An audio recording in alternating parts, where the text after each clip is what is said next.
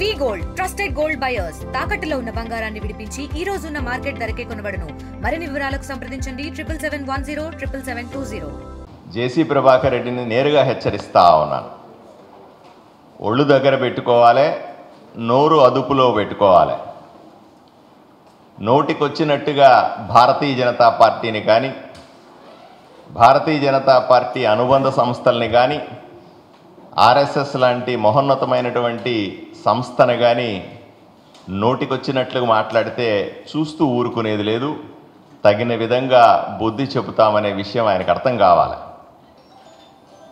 ఎక్కడో ఒక మూల కూర్చొని ఆడింది ఆట పాడింది పాట అని ఆడెవరు సమాధానం చెప్పేవాళ్ళు లేరు కాబట్టి ఏ చెట్టు లేనప్పుడు ఆనందం చెట్టే మహావృక్షం అన్నట్టుగా అక్కడ 2 కెమెరాలు పెట్టుకుని నోటికొచ్చినట్టు వాగుతుంటే చూస్తూ ఊరుకోవడానికి భారతీయ జనతా పార్టీ కార్యకర్తలు సిద్ధంగా లేరు.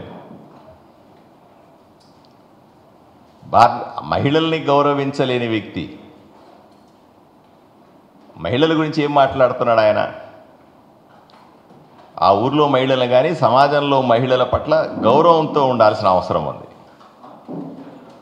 పార్టీ కార్యకర్తల పట్ల పార్టీల పట్ల బాధ్యతతో వ్యవహరించాల్సిన అవసరం ఉంది. కెమెరా ముందుంది కదా అని నోటికొచ్చినట్టు మాట్లాడితే దాని పరిణామాలు చాలా తీవ్రంగా ఉంటాయని జేసీ ప్రభాకర్ రెడ్డిని హెచ్చరిస్తా ఉన్నాం. ఇప్పుడు జగన్మోహన్ రెడ్డి ఆయన 5 ఏళ్ళు తిట్టుకున్నారు. ఈరోజు మళ్ళీ వచ్చి జగన్మోహన్ రెడ్డి బెటర్ అంటున్నాడు. ఏ రకంగా బెటర్ చెప్పాలి కదా. ఆయన బస్సులు ఆపేశాడు, వీళ్ళు వచ్చి బస్సులు కాల్చారు అంటున్నారు. ఎవరు బస్సులు కాల్చారో ప్రభుత్వం విచారణ చేస్తుంది, పోలీసులు విచారణ చేస్తారు. మేము కూడా కోరుతా ఉన్నాం, బస్సులు కాల్చిన వాళ్ళని కఠినంగా శిక్షించాలని కోరుతా ఉన్నాం. బస్సుల్ని బీజేపీ కార్యకర్తలు కాల్చారని ఏం కలగన్నాడా? పోలీసు కేసు ఇవ్వడట, పోలీసులు అంటే గౌరవం లేదు, పోలీస్ కేసు పెట్టడట, పోలీసుల్ని ఎస్పీల్ని నోటుకొచ్చినట్టు మాట్లాడతాడు.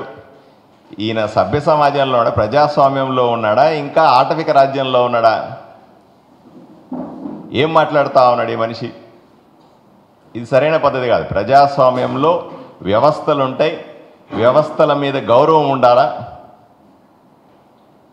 వ్యవస్థల్ని ముందు పెట్టి మంచి పరిపాలన చేయాలి. అంతేగాని నేను వ్యవస్థలను నమ్మను, పోలీసులు నమ్మను, గవర్నమెంట్ని నమ్మను, ఈయన ఎక్కడి నుంచైనా ఊడిపడ్డా,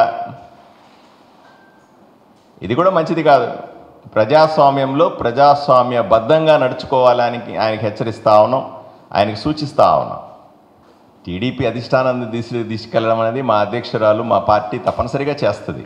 ఎందుకు చేయదు? ఒక కూటమిలో ఉన్నటువంటి ఒక మున్సిపల్ చైర్మన్, మాజీ ఎమ్మెల్యే నోటికొచ్చినట్టుగా కూటమి గురించిలో కూటమి పార్టీని ఆయన మాట్లాడుతున్నది బీజేపీ గురించి మాట్లాడుతూ ఉన్నాడు. బీజేపీ గురించి మాట్లాడేటువంటి అర్హతలు ఏమున్నాయి ఈ ప్రభాకర్ రెడ్డి చెప్పండి? దేశంలోనే పెద్ద పార్టీ, ప్రపంచంలోనే పెద్ద పార్టీ. ఈయన మున్సిపల్ చైర్మన్ అయితే ఇట్లాంటి మున్సిపాలిటీ చైర్మన్లు భారతీయ జనతా పార్టీలో దేశమంతా కొన్ని వందల మంది ఉన్నారు. వందల మంది ఎమ్మెల్యేలు, ఎంపీలు ఉన్నటువంటి అత్యంత గౌరవం ఉన్నటువంటి పార్టీ భారతీయ జనతా పార్టీ. దాన్ని మాట్లాడే నైతిక హక్కు ఇతనికి ఏముంటుంది? దాంతోపాటుగా బీజేపీ ఆయన గుర్తు రావట్లేదట, ఆర్ఎస్ఎస్ అనేది కానీ దాని అనుబంధ సంస్థలను గుర్తు రావట్లేదంట.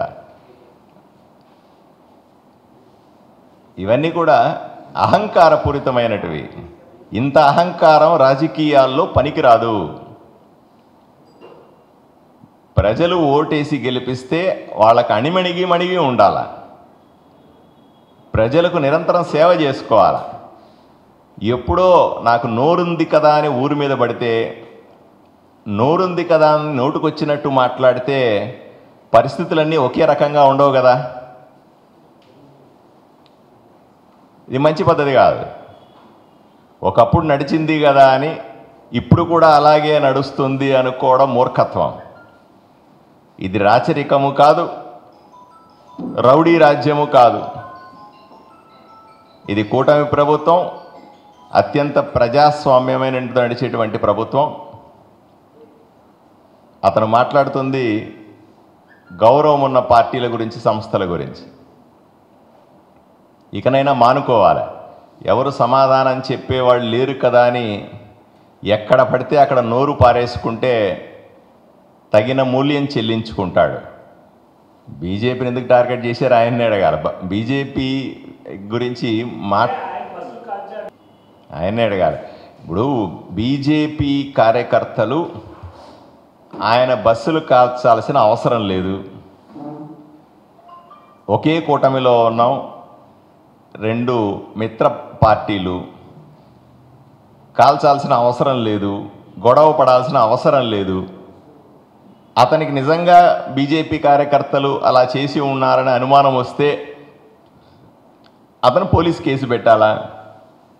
పోలీసులు విచారణ చేస్తారు. పోనీ బీజేపీ కార్యకర్తలు బస్సు కాల్చారని ఏ ఆధారంతో మాట్లాడుతున్నావా నువ్వు? నీ దగ్గర ఏం ఎవిడెన్స్ ఉంటే మీడియా ముందు పెట్టు. నా దగ్గర సీసీ ఫుటేజ్ ఉంది, లేదా పలానా వ్యక్తి ఫోటోలు తీశాను, పలానా దగ్గర వీడియోలు ఉన్నాయి, ఇట్లాంటివి చెప్పాలి తప్ప ఆధారాలు లేని మాటలు మాట్లాడి ఏదో ఒక రూమ్లో కూర్చొని ఒక కెమెరా పెట్టుకొని నోటికి వచ్చినట్టు మాట్లాడడం అన్నది సరైన పద్ధతి కానే కాదు కదా. పార్టీల మధ్య 100 గొడవలు ఉంటాయి. పార్టీల మధ్య గొడవల్ని ఇప్పుడు ఆయన ఒక పార్టీలో ఉన్నాడు, భారతీయ జనతా పార్టీ ఆయన సిద్ధాంతాలు వేరే, భారతీయ జనతా పార్టీ సిద్ధాంతాలు వేరే అయి ఉండవచ్చు. 2 పార్టీల మధ్య జరుగుతున్నటువంటి సైద్ధాంతిక విభేదాల్లో ఇంతకుముందు విమర్శించుకుని ఉండొచ్చు కూడా. అంతలో మాత్రాన పొత్తు వచ్చిన తర్వాత, ఒక కూటమి ఏర్పడిన తర్వాత, కూటమిలో అతిపెద్ద మెజారిటీతో గెలిచిన తర్వాత ఈరోజు ఆయన చేస్తున్న వ్యాఖ్యలు ప్రజాస్వామ్యబద్ధంగా లేవు. నోరు అదుపులో ఉండాలి ఎవరికైనా సరే, ఒక రాజకీయ నాయకుడికైనా సరే. మనల్ని చూసి 10 మంది రాజకీయ నాయకులు, 10 మంది పౌరులు మెచ్చుకునే విధంగా ఉండాలి. అలా కాకుండా బరిదిగించినట్టుగా రౌడీలు, గూండాలు వాడే భాష మాట్లాడతా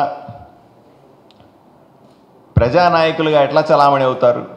మరిన్ని వీడియోస్ కోసం ఛానల్ ని సబ్స్క్రైబ్ చేయండి. లేటెస్ట్ అప్డేట్స్ కోసం వాట్సాప్ ఛానల్ ని ఫాలో అవ్వండి. ఆ లింక్ డిస్క్రిప్షన్ లో ఉంది.